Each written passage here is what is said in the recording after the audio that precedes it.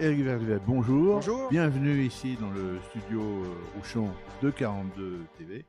On a beaucoup de sujets d'actualité à évoquer et on va commencer par, malheureusement, depuis quelques années, le maire est souvent, comme le policier, comme l'instituteur, visé, parfois même mortellement, et non respecté.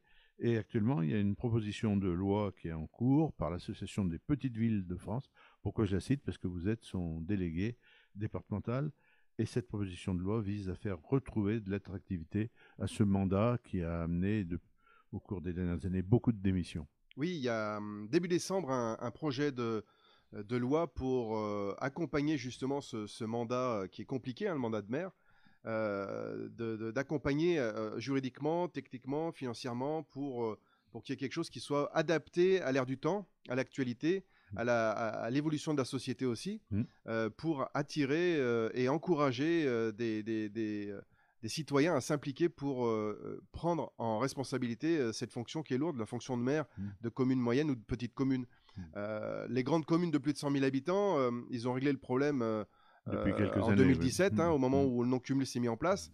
Et puis, c'est pas le même travail. Non, il y a plein de collaborateurs, Voilà. il y a un cabinet d'élus. Voilà, il y a une structure administrative, juridique, technique, qui fait que la gestion du quotidien est assumée par l'ensemble du personnel, ce qui n'est pas le cas sur les petites communes ou les communes moyennes où il faut un peu tout faire. où le maire, même sur les toutes petites communes, prend le tracteur pour prendre les pareuses, et sur les communes comme la nôtre, Oui, et assurer le déneigement. J'ai connu un maire qui m'a raconté voilà, ça. Ouais. d'être d'astreinte 24 sur 24 quand il y a un problème, ou pour pallier au manque d'un cadre. Moi, l'année dernière, par exemple, pendant 8 mois, j'étais DGS, donc directeur général des services, directeur des services techniques et maire. J'ai cumulé les 3 casquettes pendant 8 mois. Sans émolument, évidemment, correspondant voilà, à ces... mais j'ai fait économiser 15 000 euros par mois à la commune. Mais ça, voilà, on est dans l'engagement citoyen. Et justement, ce projet de loi, donc la PVS, l'Association des petites villes de France, et d'autres associations apportent des propositions à l'Assemblée nationale qui doit en débattre début décembre, et on verra ce qu'il en sort, quoi. Alors, vous appartenez aussi à une autre association de maires de France. Là, il y a très active aussi, vous m'avez fait parler. Oui, l'association Ville de France aussi, c'est les communes moyennes, 9-30 000 habitants, qui ont aussi une problématique c'est intéressant spécifique. Parce que démographiquement, il y a peu d'écart. Oui, et puis j'ai eu l'occasion, par exemple, avec cette association, de représenter les communes moyennes de France au printemps dernier. Je suis allé à Bruxelles, par exemple, pour voir le fonctionnement du Parlement européen, de l'Union européenne. Voilà, où on était 3-4 délégués à voir le fonctionnement, et chaque année, on devrait s'y rendre pour voir l'évolution des décisions. Et puis d'ailleurs, possibilités aussi de financement que beaucoup de maires ignorent. Oui, alors il y a des financements directs, des financements indirects, et puis je pense que quand vous recevrez Sylvie Fayol, elle pourra vous en parler, parce qu'elle va recevoir des financements européens pour son espace nautique qu'elle attendait depuis des années. Donc, elle vous en parlera certainement de ces fonds européens qui sont aussi judicieux et stratégiques. Alors, autre sujet évidemment qui préoccupe les maires, et tous les maires, y compris maintenant en milieu rural, c'est la sécurité des citoyens. Et là, vous avez fait un premier stage dans la région parisienne, dans les locaux de la CRS 44, avec divers types de formations, y compris physique, juridique, sanitaire, et également du port d'armes. Vous allez faire un second stage, cette fois-ci à Saint-Étienne, dans un commissariat central. Et vous avez l'attestation d'appartenance maintenant à la réserve opérationnelle de la police nationale. Vous pouvez nous expliquer un petit peu en quoi consiste ce processus? Oui, en fait, c'est depuis 2022, juillet 2022, une nouvelle loi, un nouveau décret qui est paru pour permettre aux citoyens d'apporter leur contribution au fonctionnement de la police nationale. Donc, en fait, on devient réserviste opérationnel de la police nationale, comme n'importe quel citoyen. Donc, tout le monde peut se présenter à partir d'être majeur jusqu'à 67 ans. Et puis, évidemment, il y a un processus avec un jury, avec un psychologue, avec un médecin, après une formation de 15 jours sur le terrain où il y a des tests physiques, de défense, et puis une accréditation aussi au tir, puisqu'il faut, en tant que policier sur le terrain, porter une arme, donc un Six Hour 9 mm. Et donc, il y a tout un protocole très précis, très carré, qui nous permet de rentrer dans cette base de fonctionnement. Alors, c'est comme le permis de conduire, hein, c'est pas quand on l'a qu'on sait conduire. Il faut un apprentissage il Il faut faut rentrer refaire dans le d'autres fonctionnement. Voilà, stages. il faut être présent sur le terrain pour apprendre avec les autres. Et aussi, il y a du tuilage et puis un apprentissage important parce que c'est un métier complet. Et j'ai eu l'occasion de rencontrer des gens extraordinaires, vraiment des vrais Dans les citoyens impliqués. Ah formateurs, ben, dans les formateurs et puis dans l'encadrement aussi, hein, dans l'encadrement. les volontaires. On voit, et puis c'est rassurant que on n'est pas qu'un pays des droits, on est aussi un pays des devoirs.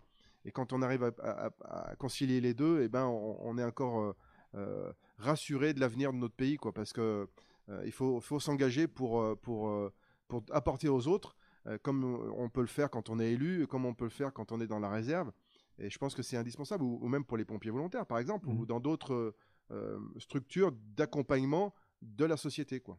Et est-ce que vous avez observé de la diversité dans ces volontaires? Il y avait des femmes aussi, Oui, des des femmes, gens. Est-ce qu'il y avait d'autres élus, par exemple? Alors, j'ai vu un conseiller municipal et puis, a priori, dans une des formations, il y avait aussi une préfète qui est venue.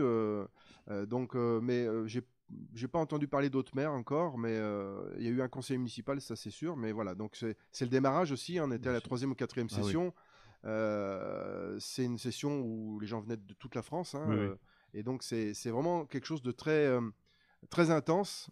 Et puis il y en a qui n'ont pas réussi à l'issue du stage, hein. Mhm. Et la partie tir Il y où a eu des démissions aussi, vous il y a me eu pas disiez, mal qui de étaient démissions, et puis aussi des gens qui n'ont pas eu l'accréditation au tir parce qu'il Oui, oui. y a un protocole très précis qu'il faut respecter. Et C'est puis, rassurant d'ailleurs. ah ben, heureusement. Et puis c'est pas fini parce qu'il y a encore une deuxième lame qui arrive. Ce qui permet de filtrer les personnes qui sont le plus adaptées à toutes les situations. Alors on risque de faire appel à vous, non pas pour de grands événements, parce que vous avez quand même beaucoup de boulot à la tête de la mairie d'une ville de 10 000 habitants, mais concrètement, on peut vous demander d'accompagner les forces de l'ordre Oui, ben dans c'est quelle des occasion? équipes d'îlotage ou de patrouille régulières qu'il y a sur le territoire.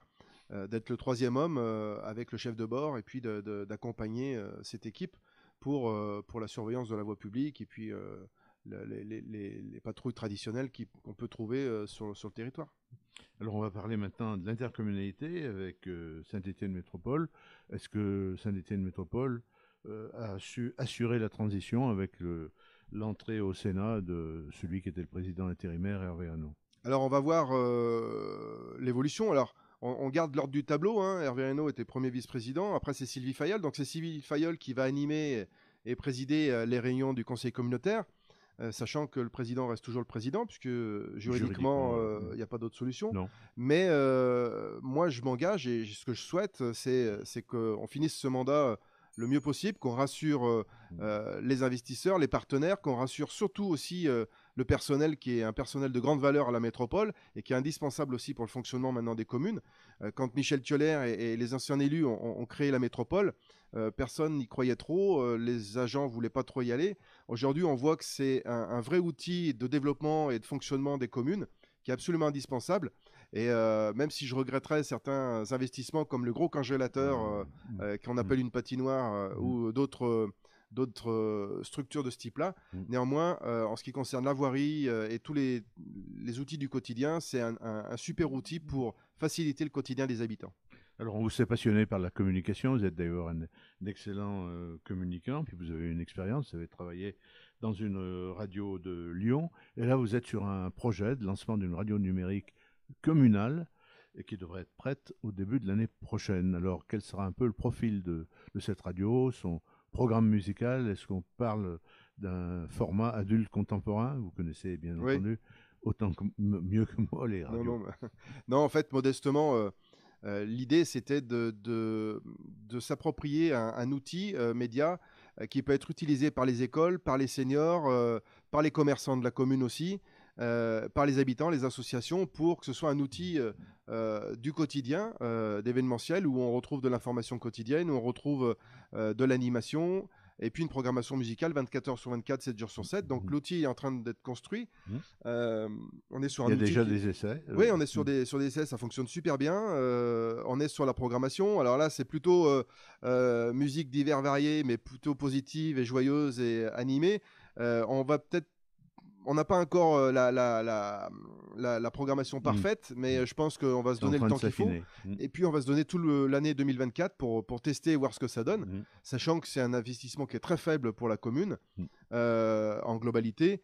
C'est surtout du temps de programmation, de mise en place, de technique qui est mise en place, mais on va arriver à faire un outil qui sera de très bonne qualité. Et qui servira aussi le monde associatif. Oui, et puis on j'imagine. aura l'application sur les smartphones. Vous voyez, je l'ai même parce que j'étais en train d'écouter tout à l'heure, mais on est déjà presque opérationnel. Donc on a l'outil numérique, on a la couleur d'antenne, on a plein de choses qui se mettent en place et ça va être super sympa parce qu'on pourra faire des directs à tel ou tel endroit.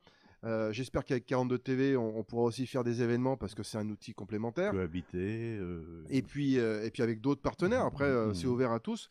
Ce qui est important, c'est d'avoir un outil où on s'épanouisse, où les enfants puissent faire des émissions, par exemple, dans les écoles, chez les seniors à la résidence, on puisse aussi passer des moments un peu conviviaux, que les parents ou les enfants des seniors puissent écouter de chez eux quand ils sont assez loin pour pouvoir les entendre dans une émission où ils passeraient des morceaux un peu rigolos, où on ferait venir un accordéoniste, on peut faire plein de choses. C'est un outil qui est transverse, qui est facile à utiliser, et on peut imaginer plein de choses. Tout est possible en fait avec la radio. Et on vous réinvitera lorsque ça sera opérationnel. Ouais. Merci beaucoup Éric Berlivet d'être venu jusqu'au studio de 42 TV. À bientôt.